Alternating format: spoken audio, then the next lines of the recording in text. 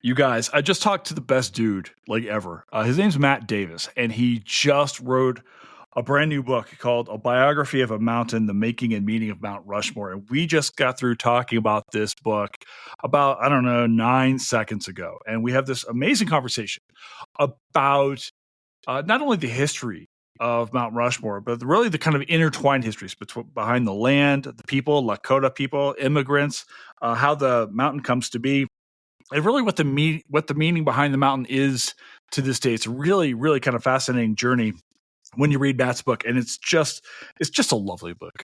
So I think you'll really, really dig it. And so I want for you to listen to this pod and then go out and buy this book. So sit back and relax, because Reckoning with Jason Herbert starts right now.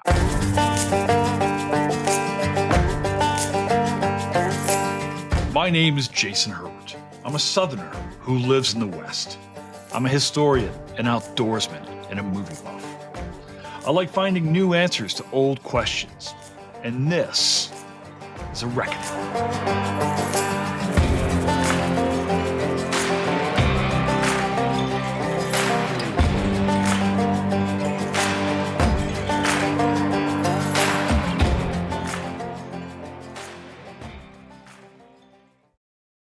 Naturally, my phone is like blowing up. Like, right, this always happens. I start doing a pod, and then my people start texting me. Right, I'm like, the timing of this is always fun. And then my producer is just like, he's like, I can hear that. I'm like, well, that's why you were here. It's your job to produce. Your job to get rid of those. Fletcher, exactly. Yeah, Fletcher, this is on you. So, anyway, dude, I am so excited to talk to you about this book, man. Welcome to the pod.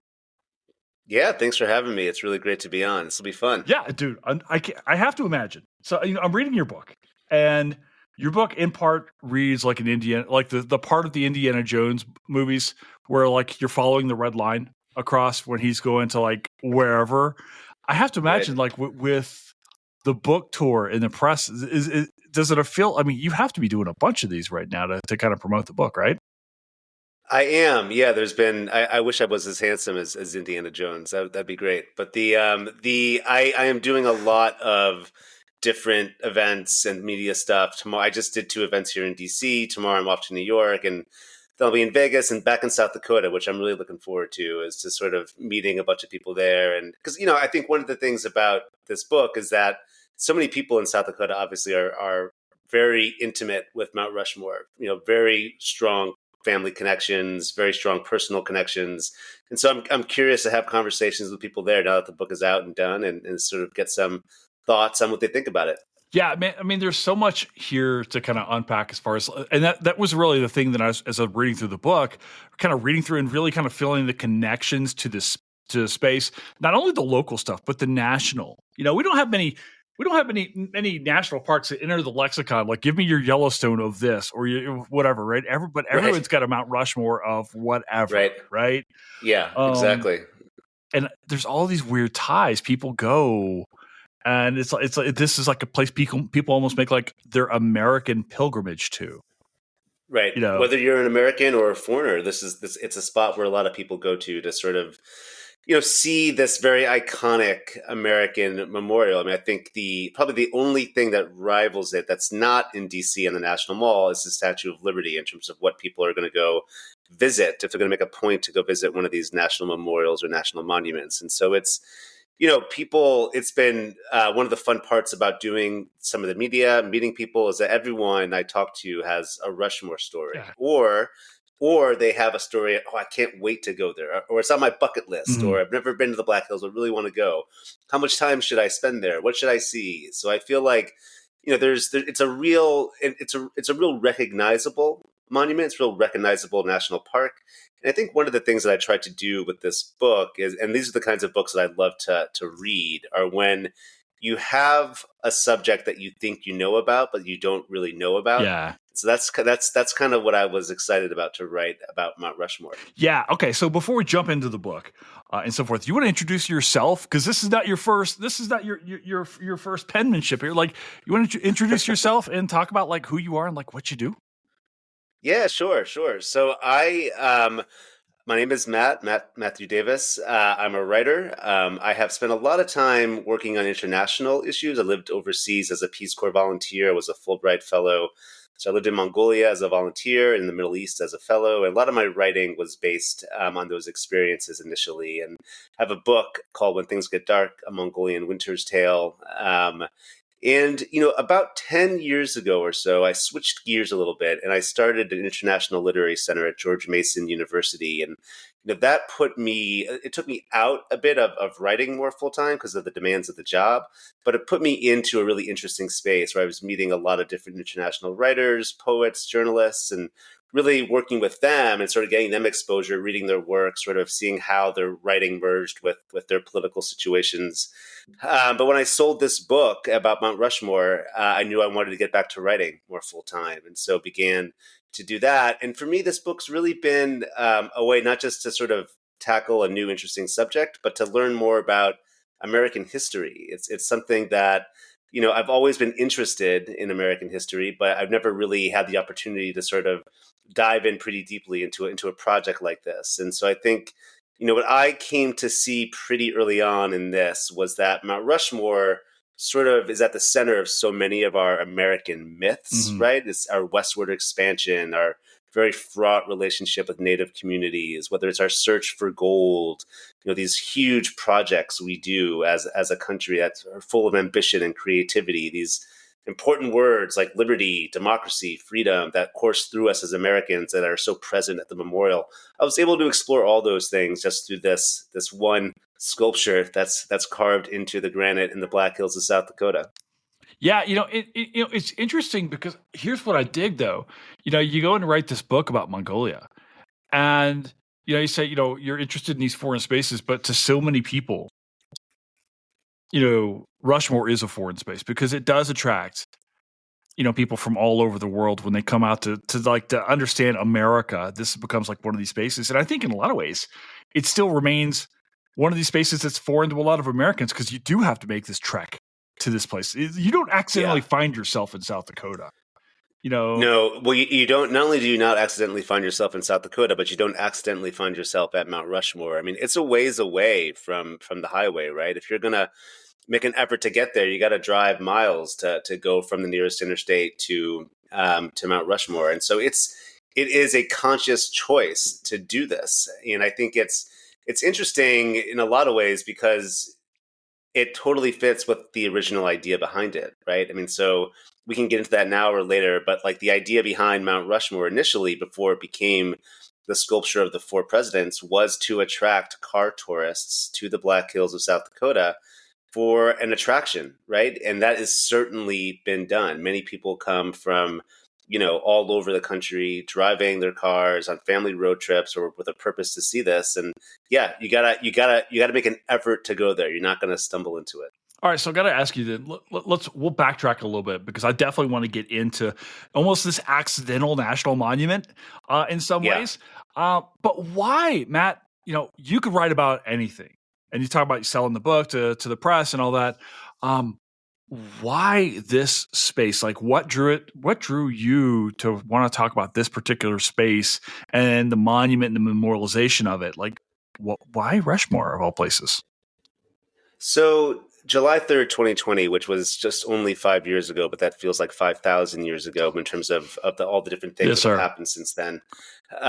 But that evening, Donald Trump spoke at Mount Rushmore, and he gave a speech at the memorial that was a very specific and, in my view, kind of narrow vision of American history and the memorials and monuments that are built to commemorate it. And I didn't see the speech live. I read about it the next day and then sort of reading about it and wondering about it, sort of questioned why he decided to give that speech there at Mount Rushmore in front of those four presidents that are carved in granite. So I did a little bit of a deep dive into the memorial's history, why it's in South Dakota, who the sculptor was, the controversies over the land that it's carved into.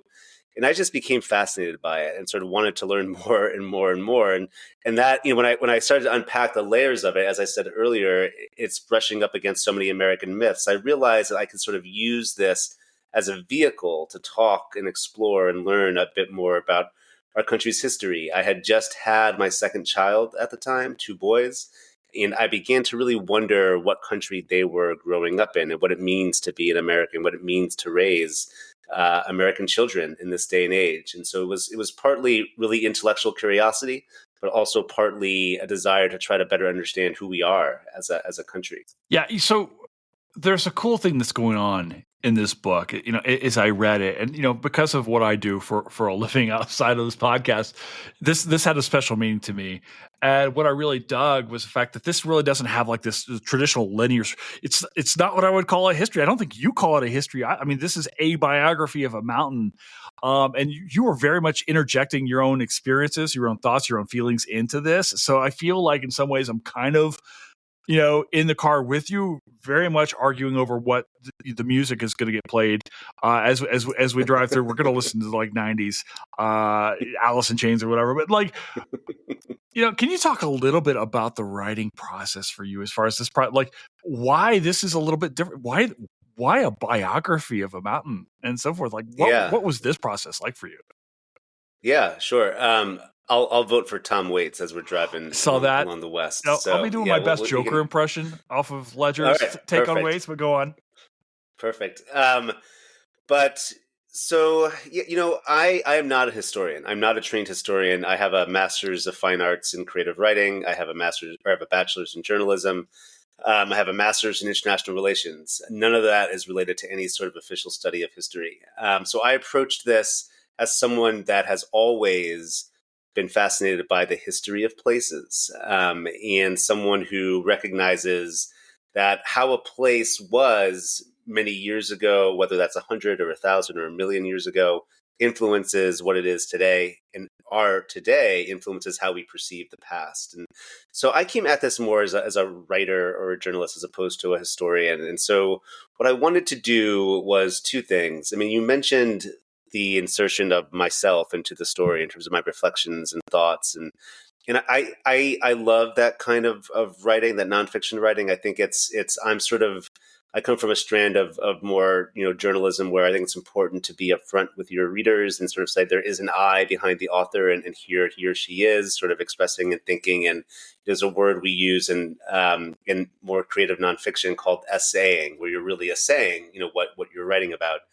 And so I wanted to do it that way. And I also wanted to tell sort of three strands of a story that at different times kind of merge, but other times have their own separate blocks. And those three strands are the history of the Black Hills, and how the Black Hills came to be in American hands. Then I wanted to tell this story about Mount Rushmore and how Mount Rushmore came to be and the sculptor who designed it. And then I wanted to bring a really up-to-date sort of thread of how we memorialize American history today. What are the narratives that we're telling? How is that reflected in the monuments that we create and the stories that the monuments and memorials that we create? And so those were the three sort of guiding lights of the book. And it was a matter of, there are some points where they all kind of merge together, and there are other points where there are specific blocks. So in some ways, the structure is a little bit chronological in that I go from origins and then moving into the memorial and whatnot. But it's not your standard sort of book where it's like this happened and this happened and this happened and this happened. There's a lot of stuff woven in between. And I think that's also, the kind of nonfiction that I really tend to enjoy reading myself. And so I was happy to structure it in that way. When I read this, I was reminded, one of my favorite books is by Bathsheba DeMuth. She wrote this terrific book called Floating Coast, which is a history of the Bering Strait. And okay, I'll have to check it out. It's fabulous, and very much so. And also, Bathsheba, she's a friend of mine, and very much worked closely. And she's talking a lot about whaling and what the water means to indigenous communities and things like that. And I felt like a very similar thing was going on with so for me it was quite comforting that I'm sitting here drinking my tea is the descendant of English people long time ago through Kentucky. I'm slowly turning into my great grandmother is what I tell people when I drink this. It works. Hey, that's great. I think so. I think she'd be happy. But I really felt like it paid off. Right, because the idea is like you're laying out the stakes of this early on, talking about this, kind of introducing this and kind of bringing this back to like ultimately why this matters. And I guess we'll get into this as we come along here. You're obviously in the as you were visiting this space and you're talking to people about this project. Hey, I think I'm going to do this and blah blah blah, or I am doing this now. Are there misconceptions you hear about Rushmore? Like, can we do a little myth busting here a little bit? And like, Yeah, when you sure. talk about this project, what do people tell you? So there's a couple things that instantly come to mind. I mean, one of them is a few things. One is the origin story of the memorial, because I think that a lot of people I speak to initially, because it's so big, because it's so ambitious, they assume that the federal government was always behind this, right? It was a federal Just project, could do and it.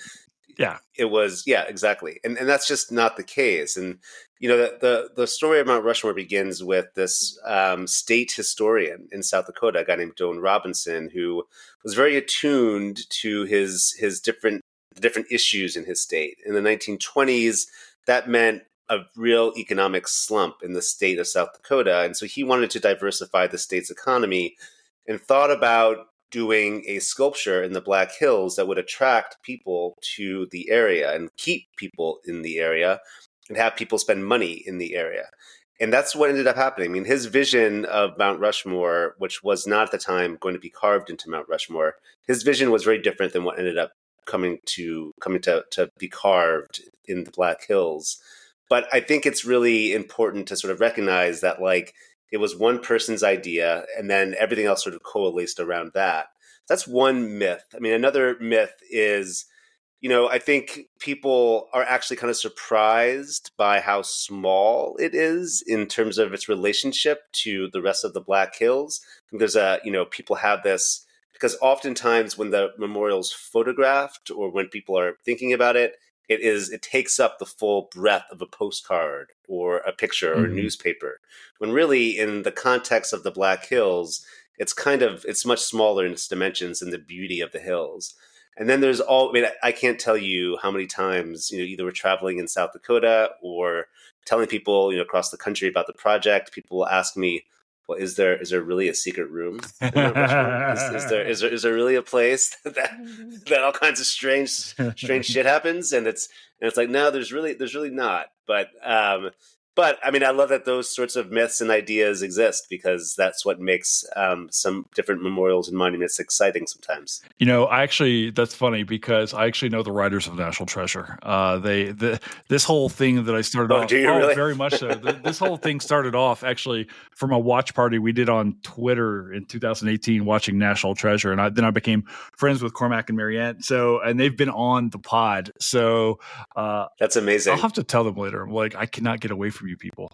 Yeah, So yeah. I think they'll get a kick out of that. Let's talk a little bit. I work with indigenous communities now. That's where my background is. My doctorate's in indigenous history, and I've got friends of mine who are Lakota. Texting with them about your book last night. Can we talk a little Oh, bit? cool. Oh yeah, they were very. Was like, what do you think? I was like, well, I'll just send you a copy. You can tell me what you think. I don't care what I think. Yeah, totally. You know, Yeah. and so forth. Can we talk a little bit about maybe your relationship to Lakota people, as far as you were developing this book, and then also maybe let's talk about the Lakota story aspect of the story. I think this is a really important part that kind of to flesh out.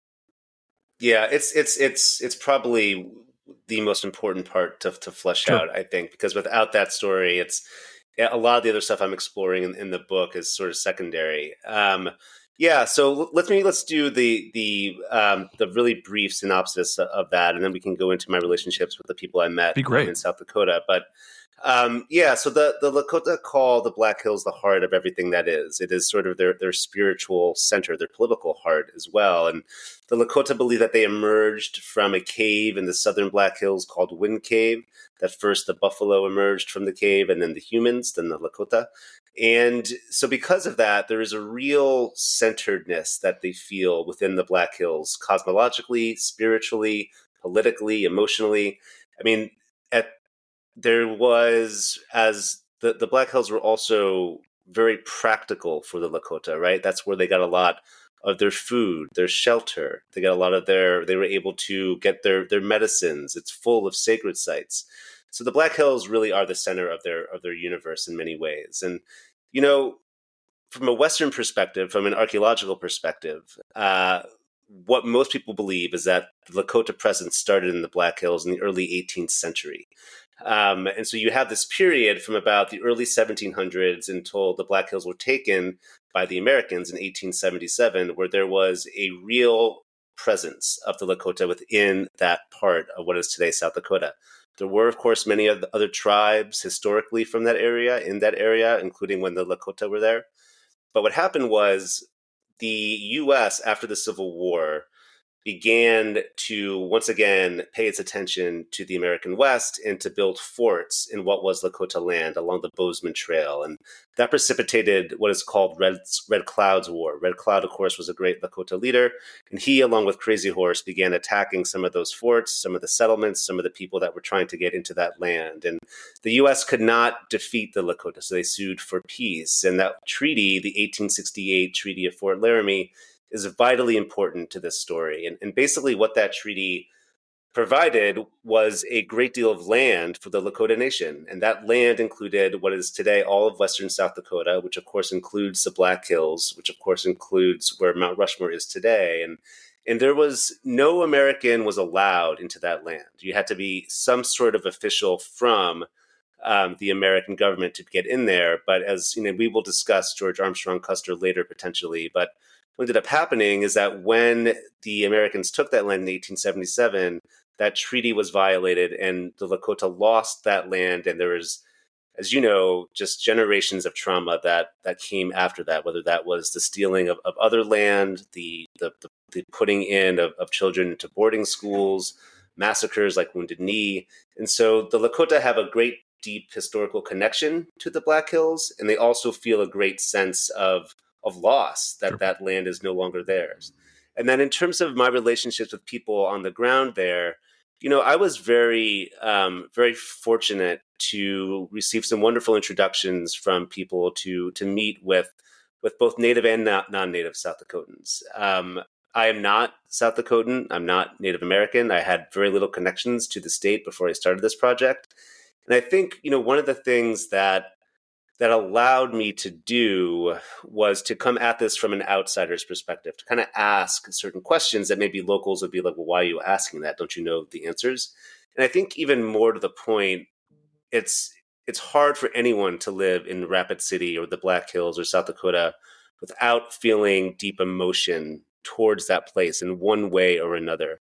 And I really did not have that sort of historical emotion, right? So like I was able to sort of try to unpack it and to get people to tell me why it means so much to them in ways that I came at with, I hope, a genuine sense of curiosity and humility. And so you know, those conversations, those relationships that I made, I really deeply valued because people sort of entrusted me with their stories and their insights. And that was something that I'm very grateful for. You know, this is a really good opportunity to talk about the craft of writing and the creation of the stories that you're relating, right? Which is like, how do you as an outsider become friends with? How did you go about like meeting people and like, are you hanging out in coffee shops? Like, hey, how about that mountain over there? Like, what?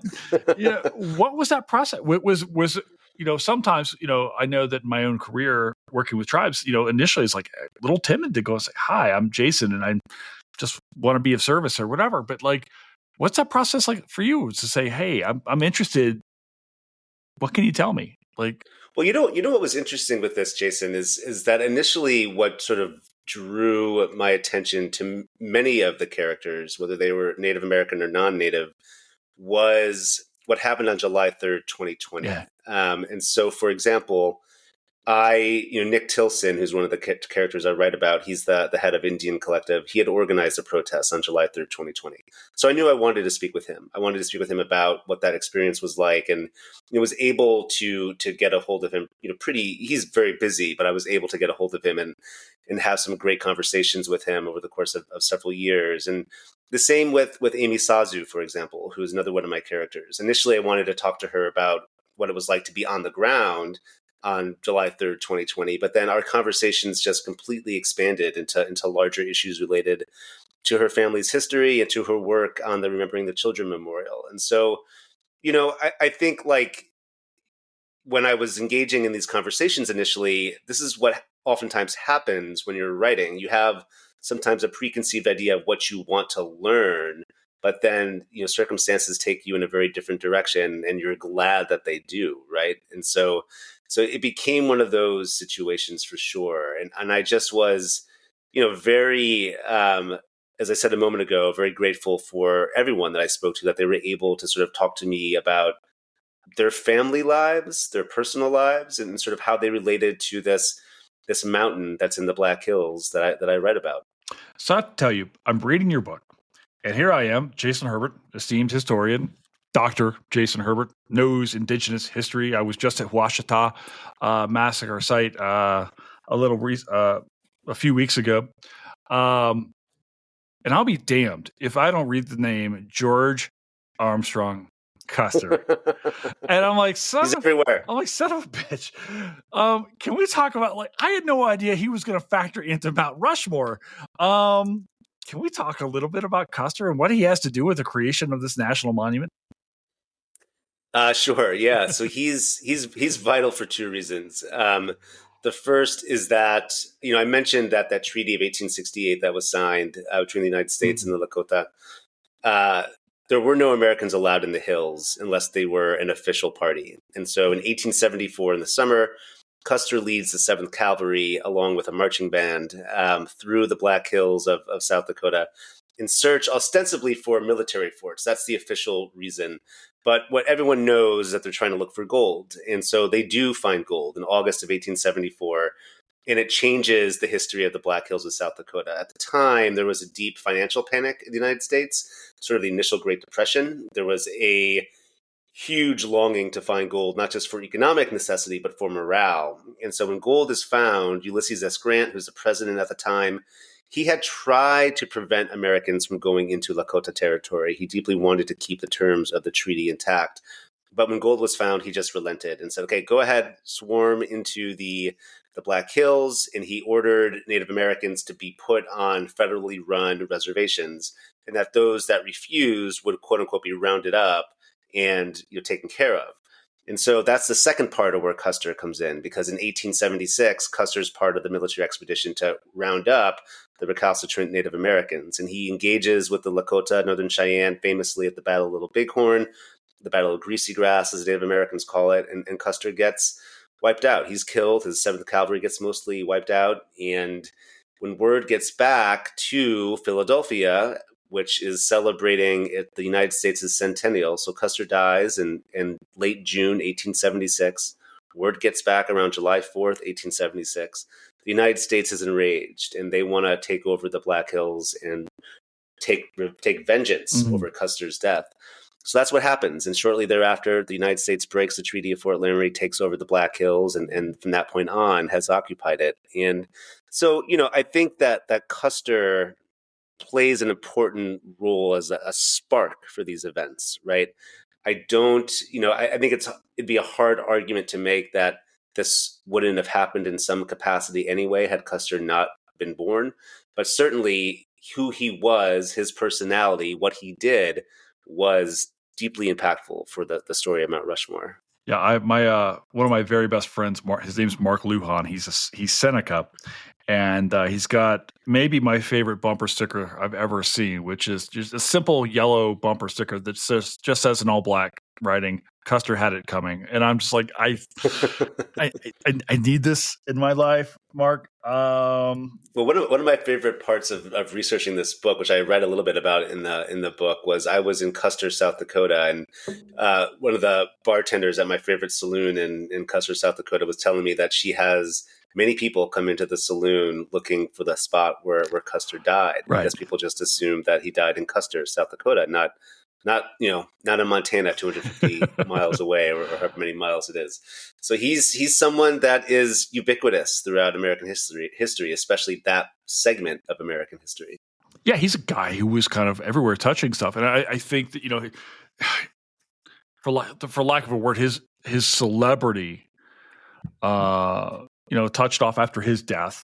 It touches, like you're saying, it touches off a real vengeance on the part of the Americans. And I think you're right. I think, once gold is discovered here, I look at North Georgia. in the case of Cherokee and so forth, right? This is anyone who's read American history and understands Manifest Destiny kind of sees the writing on the wall. Right. I want to ask you about another cat. And this guy shows up throughout the book for obvious reasons. Can you tell me how the heck do I pronounce this man's name? Gutzon Borglum? Borglum. Okay. Borglum. Talk to me about this guy, because he's Borglum. Yeah, he's a real he's such a fascinating classic American character. He's the sculptor of Mount Rushmore, first of all, and he's born to Mormon immigrants from Denmark, and his father married two sisters, one older, one younger. Gutzon Borglum was born to the younger sister.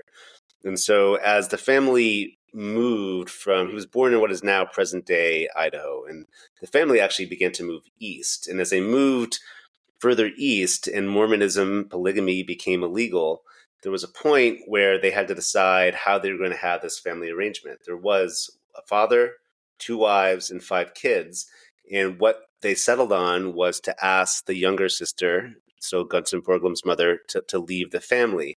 And she did. And she left the family when Gutzon was about 4 or 5 years old. And he never saw her again. So he was motherless. From that time on, he had his aunt, who sort of acted as his mother and was his mother, but biologically she was not.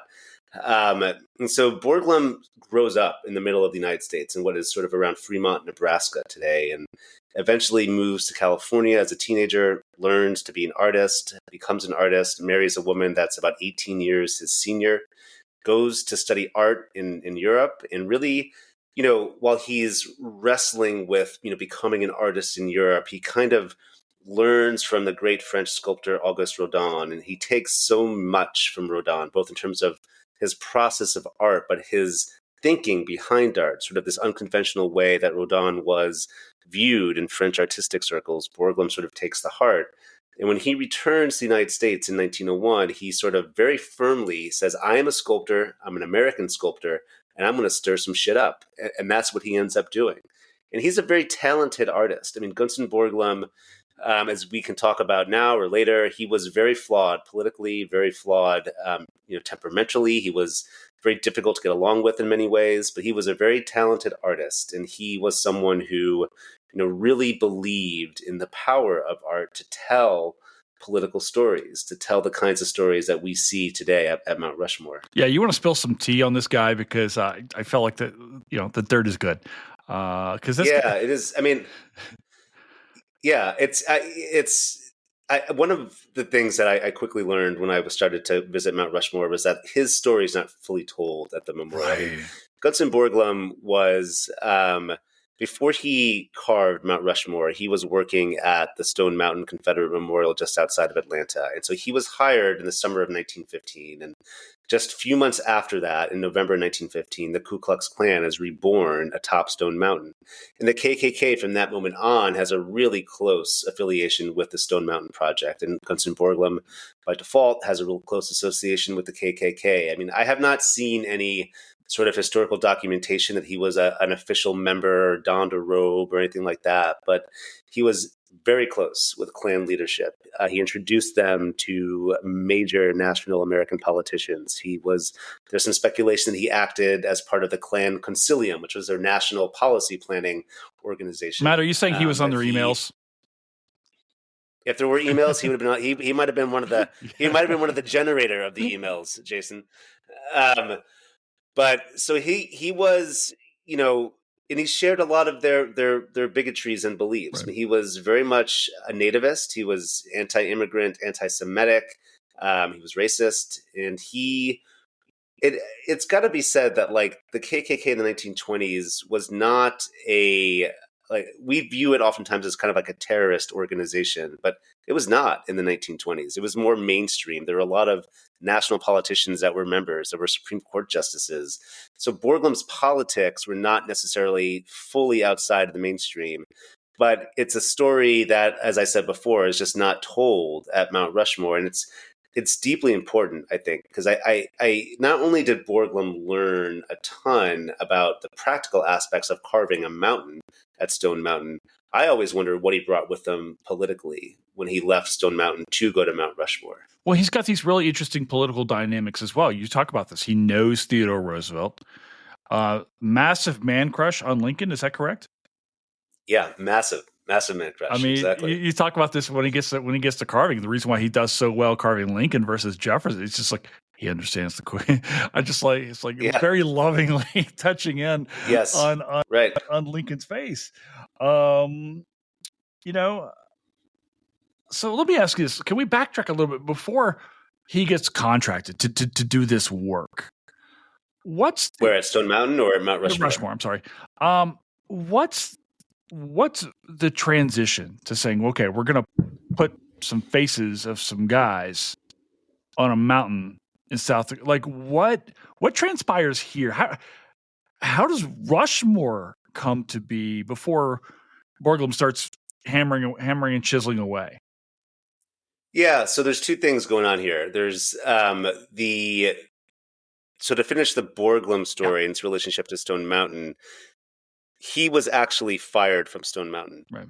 Excuse me. He was fired from Stone Mountain because he had a financial disagreement with the KKK. The KKK wanted to take the proceeds of a national minted, silver dollar and use that money that was being sold to basically fund itself as an organization. And Borglum wanted it to be more directed towards the memorial.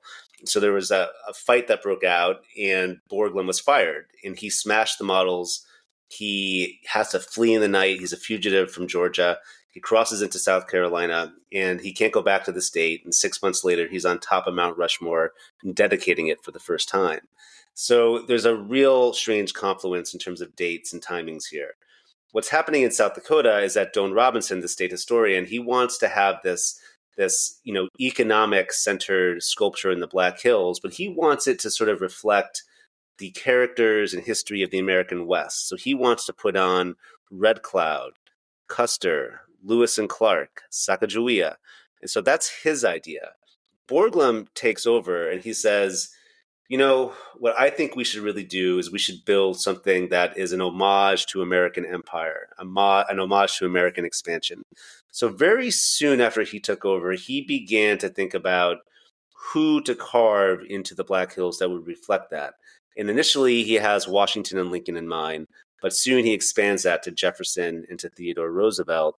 And for him, each president began to sort of symbolize some aspect of American expansion, empire, and growth. So that's really how those four presidents came to be on the mountain. And he didn't start carving until 1927. There was no work done until 1927. But the idea was set, and Don Robinson never really gave him any pushback. No one really gave him any pushback. And it was sort of a one-man vision about how this mountain would be carved. Okay, so let's talk a little bit about the carving aspect of this, because this is not one dude with a chisel. At the same time, it feels that at times like they were just kind of making stuff up as they went along. Can you talk a little bit about like how this thing physically gets created? Like how do you chisel dudes' faces out of a sacred mountain? Yeah, that's a great question. It would not be, their methods would not be how it would be done today. I'll just say that. I think you're right from the standpoint of like, it just took an incredible amount of faith for Borglum to think that he was going to be able to finish this. And he did it literally the old fashioned way, the classic way. He used the pointing system, which was used to build some of the great monuments and buildings of antiquity, where he would take, he made a maquette of, to scale of he wanted to do a method where you would have about 1 inch on his models would equal about 1 foot on the mountain. So he redid these models to sort of see how he would want the memorial to look when he was carving it into the granite. And then he would sort of transpose that onto the mountain through this pointing system. They literally had technologies and machines a very strong word for it, sort of primitive rulers in some ways that would go and measure the model, then go measure the mountain, and then they would start to carve and blast and do all this stuff on the mountain itself.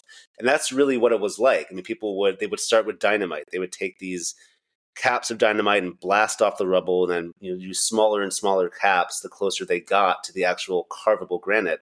And then they would use machines. They would use this this thing called it's not a slider. I'm forgetting the exact terminology, but they would make these small blasts and just shovel this excess granite and dirt across the mountain until finally they would get into the part where you can get into the carving, you can get into the sort of the ways of the finer details that you see on the memorial.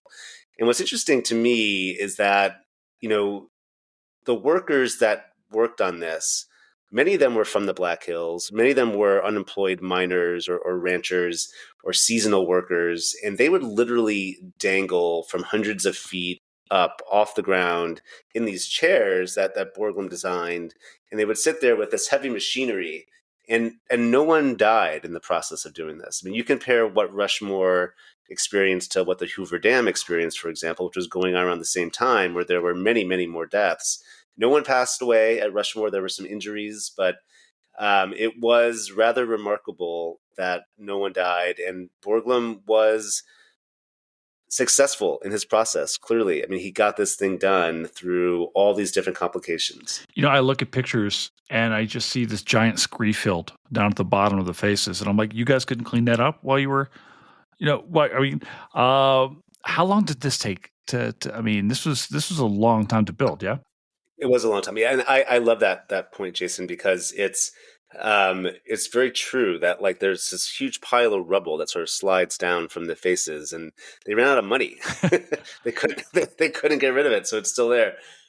All told, from the first dedication, which my book sort of commemorates, which was October 1st, 1925, to the final time that they actually did work on the mountain, that was 16 years. So it ended October 31st, 1941.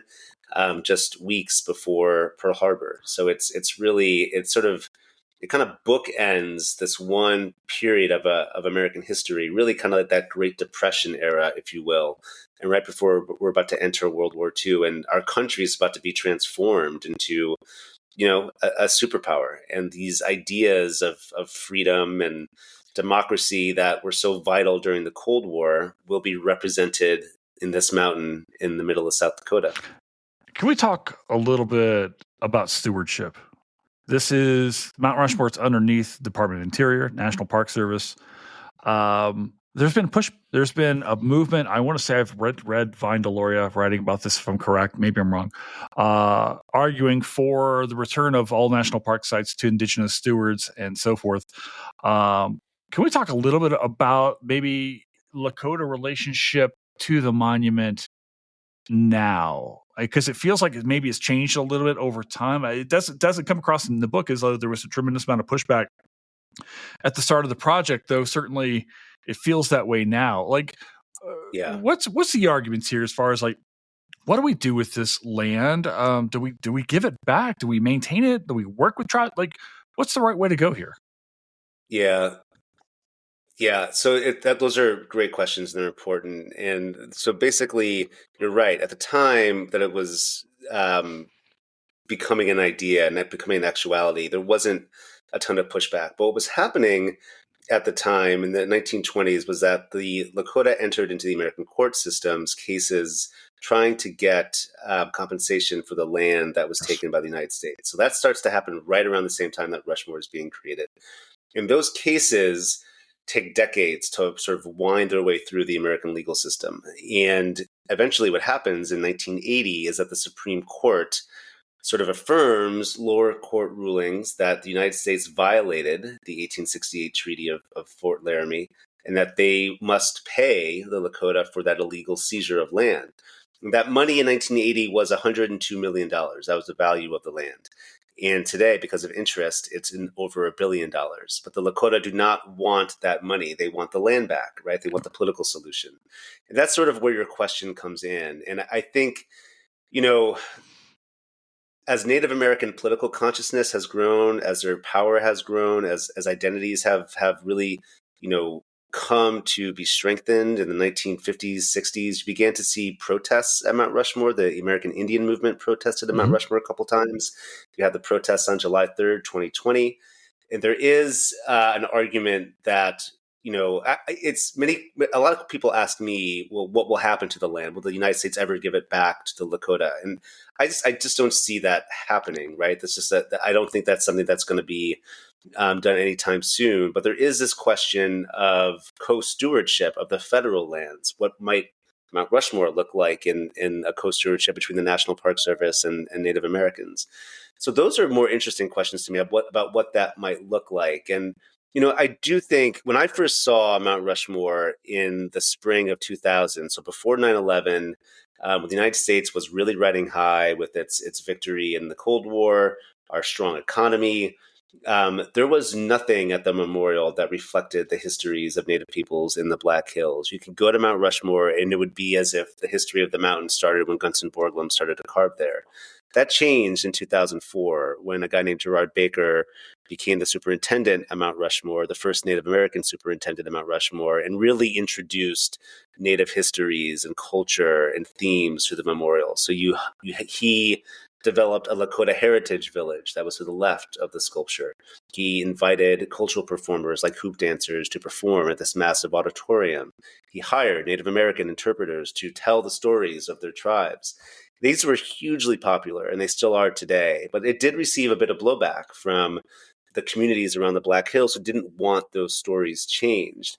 And so, I think as we, are in 2025, there's a real question of what will happen at a park like Mount Rushmore. You have the Trump administration, signing executive orders that are ordering national parks not to have any material that disparage, Americans. And if you're going to tell the history of Mount Rushmore, if you're going to tell the history of the Black Hills, you're going to need to disparage Americans because of what happened in this area. And so where that comes into conflict is going to be interesting. I talk a lot. People who listen to this podcast know that in my hometown in Western Kentucky, there's still a statue of Robert E. Lee on our courthouse square. To my great frustration, I've seen Stone Mountain, multiple times. Guy from the South. I grew up seeing Confederate flags everywhere. Questions of memorialization are common for historians, but I'm wondering when we talk about Rushmore, what does it mean? Like when you talk to people, you talk about these local folks and so forth, who I'm assuming have great pride in the mountain, and I'm guessing when I say local, I'm assuming trending cis white is probably my guess. What do people when you talk to people when they're visiting or they're local? What do they say this place means to them now? Well, I think, Jason, that's where this is where I find this totally fascinating, because I think what your perception of Mount Rushmore is today sort of depends on what your perception of American historical narratives are. Sure. Right. And at what historical narratives you want to believe in, understand, what you're tied to emotionally. Because I think, there's a lot of things going on in the Black Hills where some people have never visited. Some people don't like it. Other people love it. Other people benefit greatly financially because of it, right? And so it's a real mixed bag. I think, one of my biggest takeaway from doing this book, and something that I never really would have thought of as I engaged with it, was, this site in Mount Rushmore is part of this, but it's carved into a mountain. It's not going to go anywhere unless it's, blown up in some way. But memorials and monuments, whether they're in mountains or on pedestals, they're not static, right? And their meanings change and their histories change as we get a better sense of not just the events and people that are commemorated, but the times in which they were built. Because I think that is just as important as the historical events they're meant to commemorate. And so, when we talk about the meaning of Mount Rushmore, I think that really it has always evolved. It started as an idea for American empire, switched to something of patriotism, became the shrine of democracy, has now is seen by many Native Americans and other Americans as an epicenter of white supremacy and a reflection of what happened to Native communities when our country moved west. So it evolves in ways that I think are really important. So I'm very curious when I go back to South Dakota in next week to sort of talk to people a little bit about, how this book has maybe impacted their thinking on Mount Rushmore. Because, I do wonder if a story like this, where there's a lot here that maybe people, either don't know about or don't want to sort of think about, if that's going to change in any sort of way how people, both locally and nationally, conceive of this really important national monument. I want to ask you kind of a fun question, if we can, maybe a little bit more playful, because some of the stuff we've been talking about is some pretty heavy stuff, Pretty right? heavy. Yeah. Yeah. Let's Um, get playful. yeah. So this is going to come from an odd angle. President Trump wants his face on the mountain. He wants his name on the Commander's Stadium. I get it. I'm not surprised by this. Looking at the mountain, there's a whole lot of room for expansion. So we're talking about history, and I think you made this really great point about the way we perceive history and the stories that we want to tell. Matt, you looked at this mountain, and there's all this space. Now, I want to put aside the ethics of actually carving into the mountain again and so forth, but I want to talk a little bit about, like, when you think about, like, say, American history and who we choose to memorialize. In your own mind's eye, if you can put another 2 or 3 people up there for us to think about this is what America is or could be, who do you put up? Who do you put on a new addition to Mount Rushmore? Am I limited to presidents, or can I No, choose in fact, anybody? I think it's a really good question, because why is it only presidents on there right now? Yeah, well, I mean, so there was a push to have Susan B. Anthony on there, and Gutzon Borglum, the sculptor, he was never going to carve her, but he sort of enticed people to think that he might carve her to sort of get more money for the memorial. But you know, there seems like there's a lot of space on Mount Rushmore, but most geologists you talk to say that there cannot be another face that goes on there. That is of the same scope as the ones that are already on there. So you can have a smaller face potentially. You can maybe change a face. You can do different amendments or adjustments to that. But I would want to put on there. I think people, your caveat's important. I don't think anything should be carved in Mount Right. Rushmore again. But I would love to see people more reflective of that area's history. So maybe putting Red Cloud up there like was originally thought of. Maybe even putting people with the different perceptions of what the United States can be, like Dr. Martin Luther King, or putting Susan B. Anthony on there would be good ideas. I I think what you're seeing now, there has been legislation introduced in the House of Representatives to put President Trump on Mount Rushmore, and whether that legislation is passed, like I said, I don't think there will be any room for it. But this goes back to my point about when monuments are created tells us just as much, if not more, about what the monuments are. Let's say theoretically Trump was put on there. Okay, looking back 100 years, looking ahead 100 years, how would we think about that today? We would understand that we were at this really politically tense moment where we had a person in office who wanted to have his name on everything, on the ballroom, on the Commander Stadium, on this, that, and the other thing. And you would be able to understand like how that came to be in a way that would be reflective of this time. So like I would, for my own, if I could choose 3 other people, I would probably say Red Cloud, Susan B. Anthony, and maybe Dr. Martin Luther King. I love it. I love it. It's 4 white guys up there right now, right? And I can't help but look at it and go, wow, all 4 of these guys have really bad relationships to Indian country in a lot of different ways. And of course, you're smack dab in the middle, of Lakota Yeah. homelands. You wrote this really beautiful sentence for in the book, saying that nothing like Mount Rushmore will ever be built again, and it's both a little sad and oddly comforting. What do you mean by that?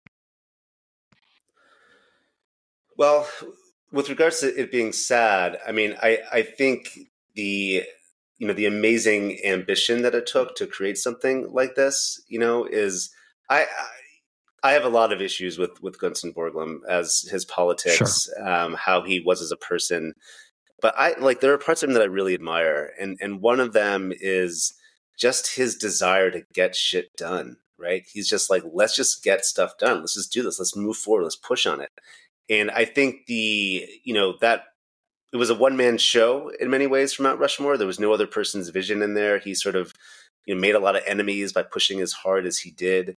Um, but you compare that to just the amount of red tape today in terms of if this was going to be done, what would need to go through to get that done. And that's what's a little bit sad, right? And I think that, like, there's an element to this that is, let's, like, I have this crazy idea, let's just go do it, right?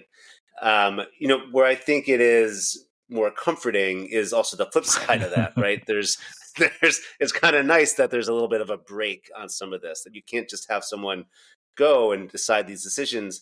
Although, I mean, listen, Trump wrecked the White House without really consulting anybody. So those things do happen as well. So I think the other element to this is the politics behind it. I think when Rushmore was created, no one really thought about whether they should do this. They thought about whether they could do this.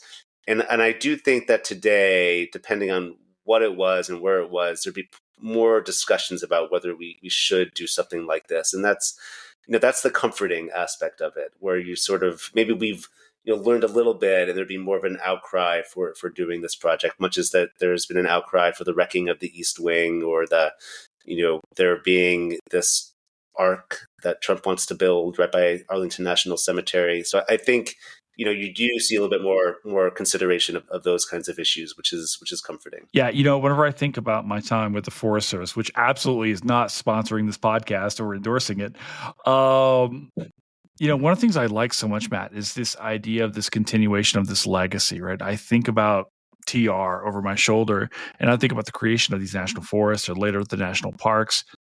It's the little brother agency. But I had no idea of this delicious rivalry between the Forest Service and Park Service before I came on board, but I live for it now. But I love the idea. There's recently a movement to like get a new national park in Florida, on the Alachua Plains, which is where I actually wrote my dissertation. And like, I think you're right. Like, I miss this idea of this creation, this thing of ours, this thing of magnificent scope, almost like NASA. Like, I think about the golden age of space, and I'm like, wow, look at the things we could do. Yeah. I want that, Matt. Yeah. I totally feel you. Who would you put on Mount Rushmore? Who are the two or three people you would add on there? So the first thing you have to do is you've got to get women and people of color on the mountain, because the mountains, and there's no way you're going to have 7 people represent the entirety of the United States, right? But because it's I think Red Cloud, I think it almost kind of has to be of all the Lakota folks. I think probably Red Cloud, although I'm down for ideas. I mean, whoever the Lakota folk want on there, I would say. I had also immediately thought about Martin Luther King Jr., but since Spike Lee autographed that book for me behind me, maybe him. No, Spike would be all right. I mean, that'd be great. It could be an entirely Kentuckians panel. It could be Lincoln, Clooney, Depp, and George Clooney or Rosemary Clooney. I'm going to go George. I'm big. I'm a big ER fan. And obviously Hunter S. Thompson, but because he's batshit crazy too. I don't know. Say who else would we say though? I would say probably either Dr. King or maybe Frederick Douglass, or that's a great or one. Harriet Tubman. Yeah, to talk about that continued thing. Barack Obama would be really nice. For a lot of different reasons. And I'm actually a huge Jimmy Carter fan, so I hate to go back for another white guy. But if I had to pick a white dude, I would say Jimmy Carter, because I'm like, when you think about the work that I think he's an underappreciated president, especially when it comes to environmental stuff in the United States. But I would say, especially when it comes to post presidencies. I mean, he had a long post presidency, and he did so much with it. But you know what? You actually bring this point, right? Like where it's like, why would it only have to be presidents? You don't need to be a president to leave a great mark. So a guy like Cesar Chavez would be really great. I mean, there's just no shortage. Totally. Well, you know what's so fascinating about this too, and this is one of the things that is interesting to me in writing this, is we in many ways are not limited to anything, because your Mount Rushmore of anything has become such a part of the lexicon, right? And it's, what's your Mount Rushmore of? I'm a Chicago Bears fan, for example. Right. I was doing an interview with an Albuquerque radio station, and they asked me what my Mount Rushmore of Chicago Bears quarterbacks were. And I was like, well, we don't have enough to fit on Mount Rushmore. What, Trubisky's not there? Right, exactly. He's not there. But I think this idea of what your Mount Rushmore is, does allow that conversation to be extended beyond presidents into other realms. And there's a weird sort of tension that exists in that conversation because, like, on the one hand, I think Borglum would have really appreciated that his creation has become synonymous with greatness, right? Sure. But on the other hand, he was a very serious artist with very serious ideas. And so he also might think that these were being cheapened in some way. But, I think, when we talk about the Mount Rushmore of, what we are talking about is what we've been discussing in terms of who represents, what is best about anything, whether that's condiments, country music stars, Absolutely. whatever. And I think that that's what's so interesting about this memorial is that it represents something that we all understand, but then we can all sort of be playful with it and think about it in other terms. All right, let me give you one last meta question for you before we kind of sum up here. What's your Mount Rushmore of national parks? Oh, my Mount Rushmore of national parks. How's that for meta? Huh. That's great. So I'll just name the first four that jump works to mind because I think this is just for me and I have relationships with them. So I love Yellowstone National Park. That is on there. I actually love Theodore Roosevelt National Park. I think it's sort of one of the unsung national parks because it's overshadowed by a lot of the other parks in the region. I love the White Sands National Park in New Mexico. Mm-hmm. I was there when I was in college. I sort of fell in love with there. And I'm going to set aside Mount Rushmore because I don't think as the author of this book I can include that. But I will put the park that is my name. It's escaping my memory right now, but it's on the border of Mexico and the U.S. Oh, is that Big Bend? Big Bend, yeah, Big Bend National Park. That'd be the other one. So that's my four. All right, I'm gonna go Yellowstone because I don't think anyone would take you serious. I think I'm gonna go Acadia. Ooh, I've never been to Acadia. Acadia will change you. Acadia is outstanding. I think I got to go Smoky Mountains because it's the most visited. And is it really the most visited? Mm-hmm, absolutely, it's so easy to get to. You can drive through Smoky Mountains, and it's big too, right? So it's really easy because most of the United States is on the eastern seaboard, so it's easy to get to the Smoky Mountains. And then because I'm actually a Florida man personified, because Florida's really like I'm born in Kentucky, but Florida's home to me. So I got to go Everglades. That's okay. Everglades. Another one I've never been to.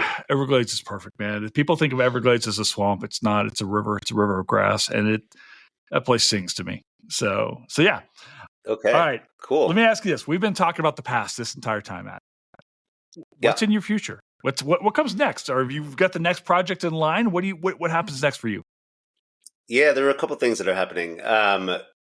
Most importantly, my family and I are moving to London. So we are moving at the end of December to a new country. We're very excited. My wife got a great job in London, so we're headed over there for several years. Who knows how long?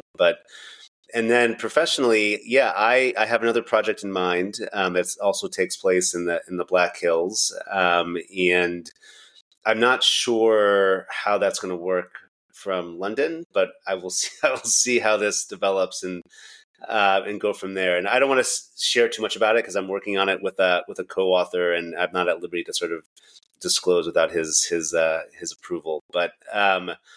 But yeah, I mean, I think, regardless of what I do, I think one of the things that has always fascinated me as a writer is the intersection of place and history and memory. And I don't see myself engaging in subjects that don't brush upon that in some form or fashion. And so whether I write another book set in the Black Hills or do something, about London or England, I'm sure that is something that I will engage with. Well, dude, I have to tell you, I loved this thing.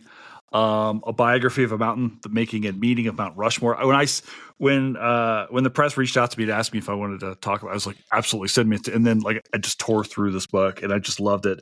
But even more than that, I'd love talking to you, man. This was such a great conversation. Sitting there, to pick your brain a little bit and talk about this place, ideas of memory and meaning and belonging, which I think is, obviously listen, if I ask you who you are, the first thing you'll do is tell me where you're from, right? So these things matter, right? So, dude, this was a blast. Thank you so much, Jason. Yeah, thank you so much for having me on. This was so much fun. I'm a huge fan of yours. Thank you for being who you are and including me in this conversation. And yeah, if you're ever either in DC or in London, let me know. We'll do it up. All right, man.